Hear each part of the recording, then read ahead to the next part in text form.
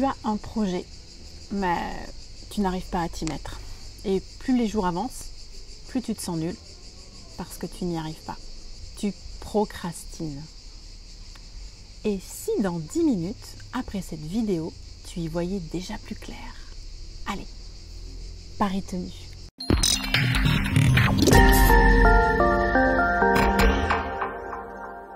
Une personne sur 5, soit à peu près 20% de la population, souffre de procrastination chronique. Procrastiner de temps en temps, c'est normal. On a tendance à remettre au lendemain des choses qu'on n'aime pas forcément faire. Mais bon, le lendemain ou le surlendemain, on va quand même s'y mettre.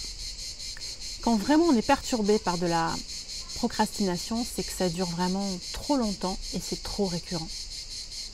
Alors, d'où ça vient et quelle est la base du problème? Très rapidement, on pourrait le résumer comme ceci. Quand on a un gros objectif, quelque chose qui nous semble énorme, eh bien naturellement, ça va nous faire stresser, d'accord? Et si le stress est trop énorme, en fait, ça va nous paralyser. Et donc, on n'avance pas. Donc, la première idée à retenir pour lutter contre la procrastination, c'est de faire baisser le niveau de stress. Nous allons voir comment. Nous venons de voir les causes de la procrastination et nous venons d'observer que ce n'est pas une maladie.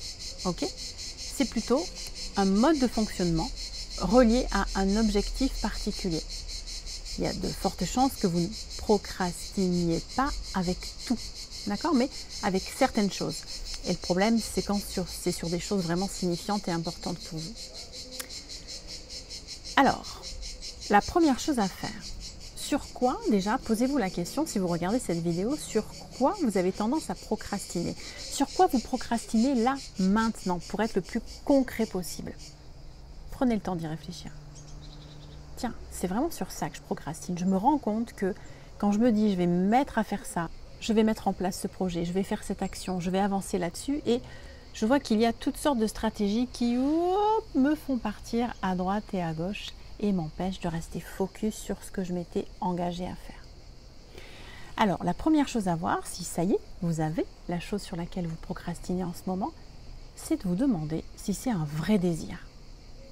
Parce que là, la chose serait plutôt d'arrêter de vouloir faire ça. Ok, donc, posez-vous vraiment, venez en référence interne, allez voir à l'intérieur de vous. Est-ce que c'est un vrai désir? Est-ce que c'est un désir qui vous appartient? Ou est-ce que ça peut être un désir qui appartient à quelqu'un d'autre, à la société? Est-ce que c'est quelqu'un qui vous demande de faire ça? Vous allez voir que si ce n'est pas quelque chose qui provient de votre motivation interne, évidemment, il y a moins d'envie d'engagement, il y a moins d'engagement. Okay? Et l'engagement, c'est ce qui va nous permettre à un moment donné de retrouver le focus, retrouver la direction, même s'il y a un petit moment d'hésitation. Donc, la première chose à retenir, c'est vérifier s'il y a vraiment un désir derrière. Et s'il n'y a pas vraiment de désir, voyez si c'est quelque chose à arrêter complètement ou peut-être à trouver une forme qui correspond beaucoup plus à votre désir et à votre élan. Ceci va vous permettre de vous connecter à vos valeurs. Ok ?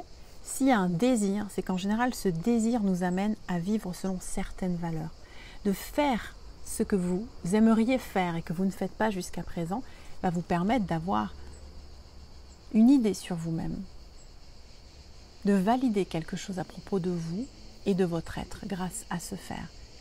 Donc, pour augmenter ce désir, augmenter cet élan à aller de l'avant, à agir, eh bien, vous pouvez vraiment voir quelle est la valeur derrière. Qu'est-ce que vous vous direz de vous une fois que vous aurez réussi? Et si vous ressentez de la peur plutôt que du désir, allez voir la vidéo sur les peurs. La deuxième clé, c'est l'environnement dans lequel tu t'apprêtes à agir. Si j'ai envie de manger moins de sucre et que dans mon placard, il y a 4 tablettes au chocolat au lait avec des amandes caramélisées, que dans mon frigo, il y a des desserts à la vanille et au chocolat, et que dans mon salon, il y a un pot rempli de bonbons, est-ce que je vais réussir facilement à ne plus manger de sucre? Ouais, tu te doutes bien que non. Eh bien, c'est pareil pour l'action que tu souhaites mettre en place. Quel est l'environnement qui va te permettre d'être dans l'état d'être pour faire? Il y a peut-être besoin d'être en dehors des distractions. Il y a peut-être besoin d'être à l'extérieur de chez toi parce qu'au contraire, tu as besoin d'être motivé, sollicité.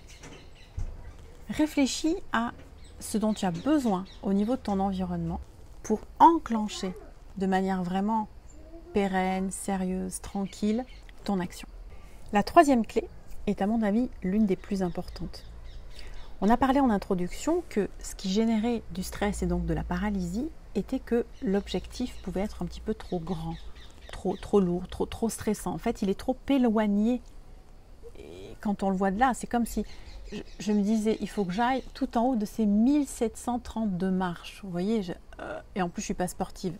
Je ne vais pas avoir envie, quoi. Ok, donc à mon avis, je vais plutôt rester dans le hamac en bas des escaliers. Donc là, l'idée, c'est de segmenter en fait votre objectif en petits pas, en petits bouts, de manière à ce que vous ayez un nouvel objectif facilement atteignable. Donc, prenez le temps de repenser à la chose sur laquelle vous procrastinez. Voyez effectivement si wow, ça vous fait un effet en haut de l'escalier ou en haut du corridor, en loin du corridor. Et dites-vous, tiens, qu'est-ce que je pourrais placer sur ce corridor ou qu'est-ce que je pourrais placer sur les marches de cet escalier qui soit déjà une étape satisfaisante, qui me montre que j'ai vraiment avancé, je suis arrivée à un niveau qui était vraiment chouette. Pour savoir si vous avez réussi, c'est très simple. Une fois que vous avez vu le premier pas que vous pourriez faire, sentez. Est-ce que ça vous stresse ou est-ce que ça vous semble facile, tranquille, accessible? Si vous sentez cette tranquillité intérieure, c'est sûrement que c'est faisable. Alors à ce moment-là, eh bien, engagez-vous avec vous-même à dire, tiens, voilà, je vais le faire à ce moment-là. Je vais le faire maintenant, tout de suite, je vais peut-être le faire demain matin. À quel moment vous vous engagez à le faire? Et voyez ce que ça change pour vous. Je vais citer en exemple la dernière chose sur laquelle j'ai procrastiné, qui était de mettre en place une stratégie de contenu à partir de YouTube et des différents médias sociaux. Je sens vraiment que c'est important parce que j'ai envie de délivrer mon message au plus grand nombre, à toutes les personnes qui se reconnaîtront dans ce que je dis, dans ce que je transmets et aussi dans la manière dont je le fais. Et ça me semblait énorme parce qu'il y avait l'idée de structuration qui me plaît, mais avec plein d'indicateurs que je ne connaissais pas en fait. C'est quoi le référencement YouTube? Quel est le lien entre les différents sociaux? Comment faire pour ne pas perdre trop de temps? Est-ce qu'il y avait aussi des peurs derrière? Est-ce que je ne me lance pas dans quelque chose que je n'arriverai pas à faire? Donc en fait, à chaque fois, je prévoyais des temps pour me mettre sur cette structuration. Je me rendais compte que le projet était trop gros. Donc là, mon premier pas, en fait, ça a été de faire appel à quelqu'un qui connaît. Voilà, je me suis dit, bon, là, tu as besoin d'aide, tu as besoin de quelqu'un, parce que je farfouillais sur Internet, vous savez comment on fait quand on procrastine, c'est-à-dire on peut être un petit peu en lien avec ce qu'on a à faire. Je faisais des recherches Internet, mais elles n'étaient pas constructives en fait, c'était une espèce de dilution. Donc là, j'ai dit stop, là Magali, ça fait plusieurs jours que tu t'avances pas. De quoi tu as besoin? Quel est le premier pas qui te permettrait vraiment de te remettre dans l'alignement et dans ce que tu veux faire? Un coaching sur le référencement YouTube. Ok, et c'est parti. Et j'ai vraiment fonctionné comme ça. C'est-à-dire qu'après ce référencement, j'ai envie de dire ça a été presque pire, enfin après cette heure de coaching, parce que wouh, du coup j'ai eu accès à énormément de choses qu'il faut faire quand on fait une vidéo. Donc je me suis à nouveau sentie perdue. Donc là je me suis recentrée, je me suis dit quelle est la première chose que tu as besoin de faire?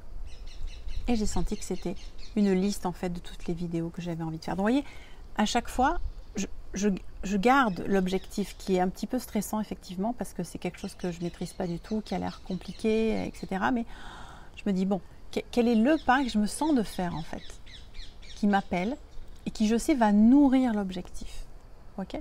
Même si je ne fais pas forcément ce qui serait l'étape 1 ou l'étape 2 ou l'étape 3 la mieux ok, au niveau théorique, mais j'essaie de mêler la théorie et la pratique. Et la pratique, c'est vraiment qu'est-ce qui m'anime, qu'est-ce que je sens de faire là, qui je sais va être constructif.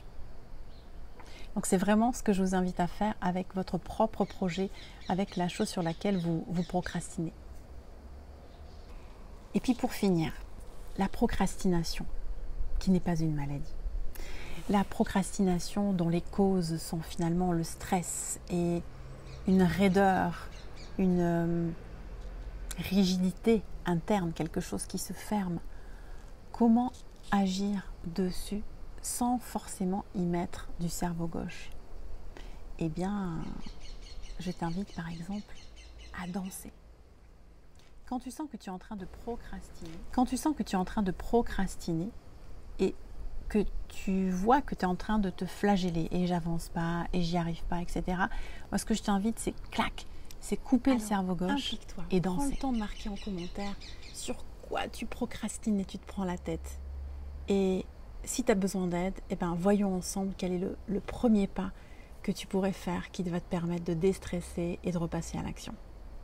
Et si cette vidéo t'a plu, mets un pouce bleu, partage cette vidéo autour de toi et ça m'aidera vraiment à diffuser ce message